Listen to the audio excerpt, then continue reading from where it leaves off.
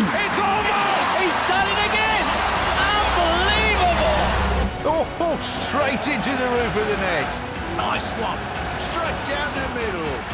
So a good performance from both teams. Hi, you're watching Firstpost. I'm Rupha Ramani. Let's get started.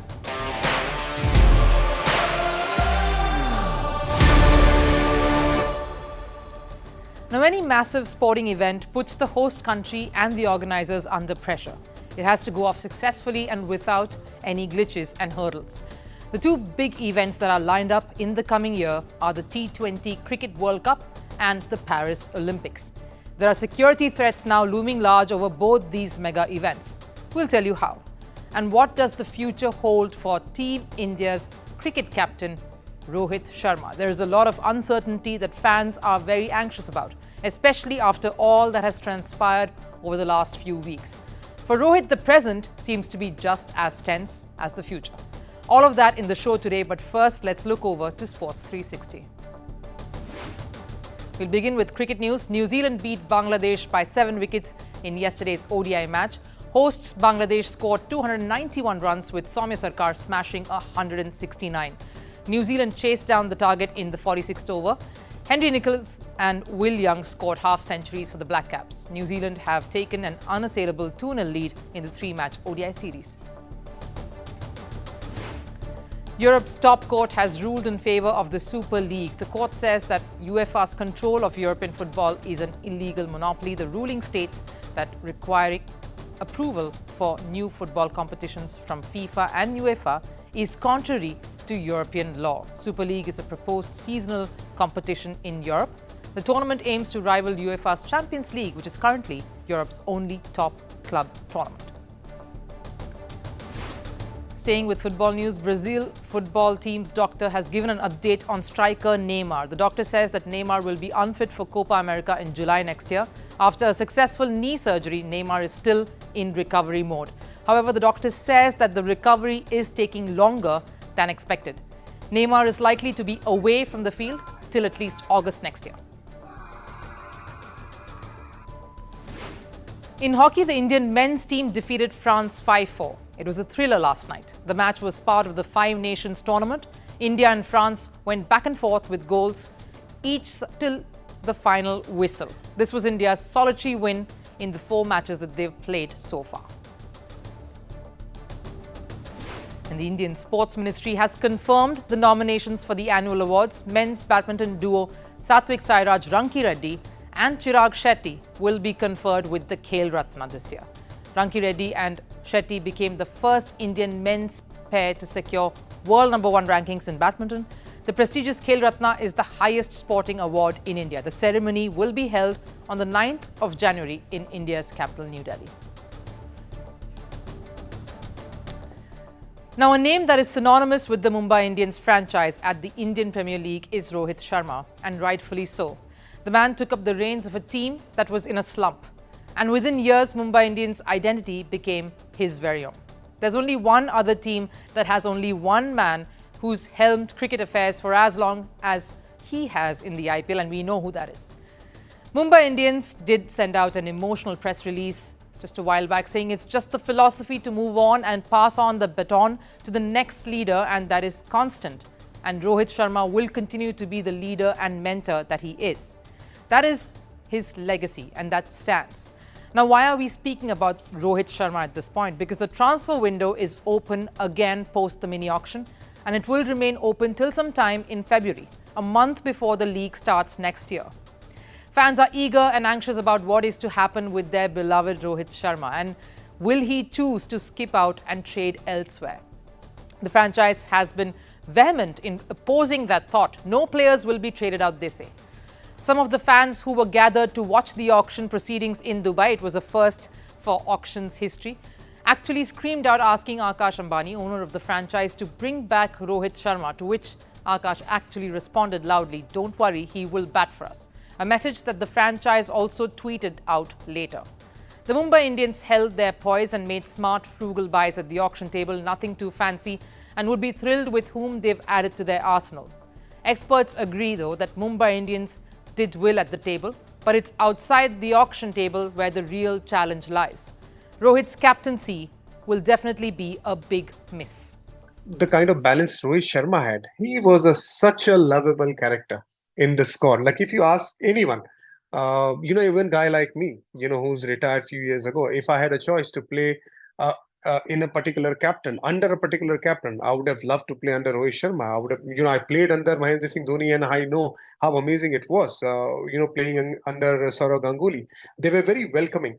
But when it comes to Rohit Sharma, he's such a fun-loving guy. He doesn't care, you're a senior or you're just a youngster. He has fun with everyone. And Mumbai Indians squad, Mumbai Indians players will miss that in a leader because Hardik Pandya has a different character. But the bigger question we want to ask, what does the future hold for Rohit Sharma? Indian Premier League is but a season. Indian national team is permanent. It's all year through. So despite what has happened in the Mumbai Indians franchise, Rohit would still want to continue as the Team India captain. And that's what experts who have played under his captaincy and know him from close quarters truly believe. That he is the captain to lead India at this next T20 World Cup that is scheduled to take place in just 6 months from now. I always say Rohit is not a captain, he is a leader. He set an example for everyone. And the way he was leading the side in the World Cup, the way he was, setting up the tone in every game. Because we have seen that India is scoring that many runs, 340, 320 on a difficult pitches. So Rohit was one of the main reason. If you see, he was giving you a flying start. So the kind of form he has shown, the kind of impact he has shown, I would definitely love to have him as a captain in the T20 World Cup. Yes, the ODI World Cup final did not go the way it should have.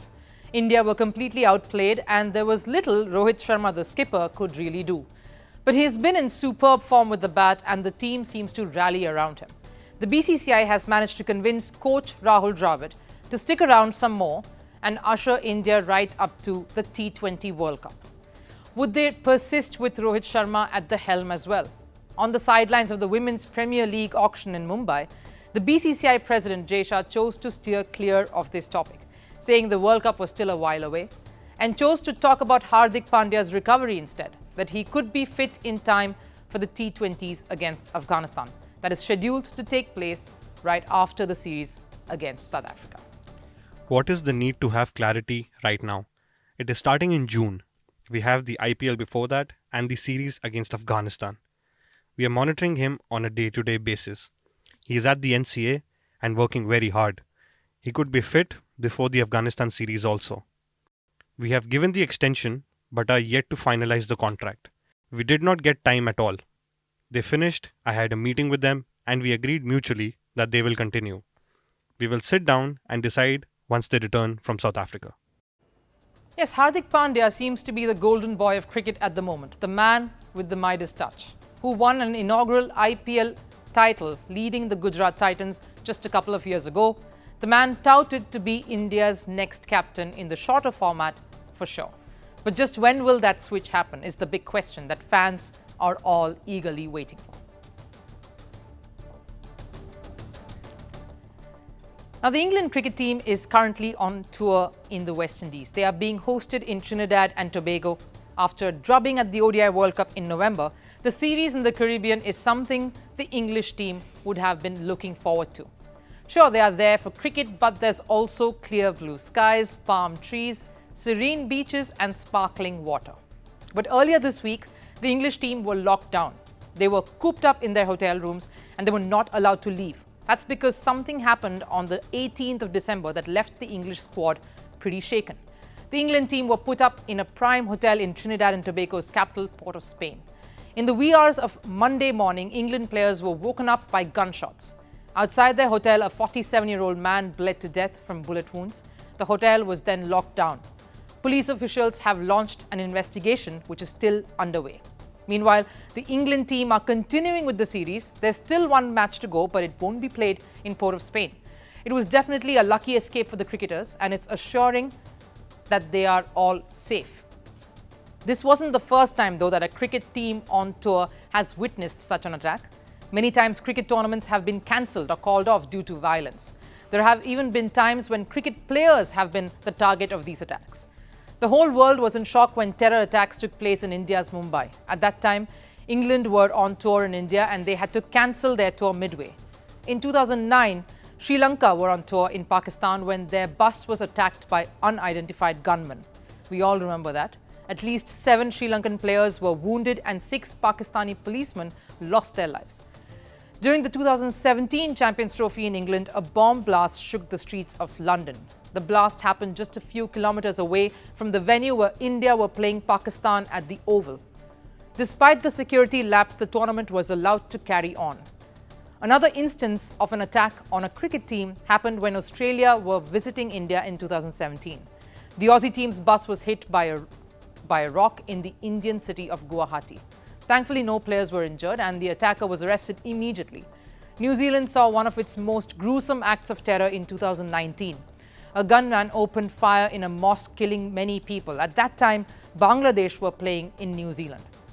They had to cancel the series and return home. During England's tour of Pakistan last year, multiple gunshots were heard just a kilometre away from the hotel where the England team was put up. 4 arrests were made and England was given presidential-level security. The most recent incident England have faced is from this week in the West Indies. We already detailed that to you. But here is why this should concern you. See, if you're a cricket fan, like a lot of us, then you are waiting for the upcoming T20 World Cup in 2024. The tournament will be held in June next year. The West Indies and the US will co-host this mega event. A total of 55 matches will be played and the knockout matches will be hosted in the West Indies. Trinidad and Tobago will also host a lot of matches. But the recent gun attack in front of the hotel with the England team inside raises alarm bells. Trinidad and Tobago is ranked 6th highest in the world for crime rate. In terms of gun-related deaths per capita, Trinidad and Tobago is 11th in the world. Gun violence and drug trade is on the rise in the Caribbean island. Nations have issued travel advisories to their citizens who visit the island. Truly, this is concerning for cricket and the T20 World Cup. What doesn't help is the large chunk of the World Cup matches will also be held in America. The US has a notorious record for safety and gun violence is extremely high. Just this year, the US saw almost 600 mass shootings, the highest in the world. Gun violence numbers are not looking good for the T20 World Cup hosts. The International Cricket Council or ICC will have to step in to ensure that players, match officials and fans are given the security they deserve and the sense of security. Not just that, the ICC is also a little miffed about the delays in the preparation regarding certain venues. It's been a very slow progress on the various stadiums' readiness for the event. And this is a space that, of course, we will be following closely with updates. Now, if you're in charge of organizing the 2024 Paris Olympics, then you're either panicking or questioning why you took on the role in the first place. The Olympics are 6 months away and Paris has already had 2 scares this month. First came the protests. Climate activists have been up in arms about the environmental impact the Games will have. Then there was a stabbing attack which left 1 dead and 2 injured. The most recent was a bomb scare in downtown Paris, which saw the bomb squad coming in. There are calls of moving the Olympics away from Paris, but of course, it's too late for that. French President Emmanuel Macron has taken matters into his own hands. He has assured safety at the Olympics and promised that the Games will not be shifted. But he has floated the idea of holding the opening ceremony away from Paris. In case French authorities can't get their security in order. It's already looking like a battle half lost. Do you think that the Paris Olympics will witness disruptions here on? The buzz for next year's Paris Olympics is growing. Preparations are on in full swing. Organizers have even curated the menu for athletes and spectators. But December has brought with it only problems for the organizers. First, there were protests in France. Climate activists demonstrated against the Paris Olympics. They said that the game would impact the environment. To add to this, there was a climate disaster on Tahiti Island. Tahiti is located in the Pacific Ocean, thousands of kilometers away from France, but it's considered French territory. Paris organizers damaged a coral reef when they were installing a tower for the surfing event to run some checks. And the locals in Tahiti have blamed organizers for neglecting the impact on the environment. Then there was a stabbing attack in Paris. At least 1 person was killed and 2 others were injured. Authorities were questioned again. Will Paris be able to host the Olympics? The French sports minister was the first to respond. The minister assured that everything was in control and that there was no plan B for the opening ceremony. But now the government has made a U-turn. Macron is saying that there is most definitely a plan B. You also have to plan everything. If you have a rise in international or regional tensions, if you have a series of attacks, unfortunately, our country has had to experience it. Let's imagine that this ceremony. You are imagining the worst scenario? Of course, but that's what a plan B is. You are in November 2015. You're 2 weeks ahead of the Olympic Games. You have a series of terrorist attacks. What do? But you know, common sense helps. We must go into impossible scenarios. Say, we can no longer organize anything. No, France is a great country. So how is France planning to safeguard Paris? Over 30,000 police personnel have been deployed. In addition, private security firms have been hired. Despite the increasing security, officials are worried. There has been an uptick in attacks and protests in Paris. The last thing the Olympics organizers will want is a disruption. Holding the opening ceremony at a different location is on the cards. Political opinion is divided, with Russian and Belarusian athletes participating at the Games, even if they are neutrals. The Israel-Hamas war has further created a divide. France has a lot of ground to cover if they're serious about hosting the biggest celebration of sporting excellence. Now, it has been just over a year since Lionel Messi and Argentina won the Football World Cup. The Latin American nation is still basking in the glory of that win. A 30-meter-tall mural of Messi was unveiled in Buenos Aires. Today's Last Serve shows you Argentina's love for the legend that is Messi.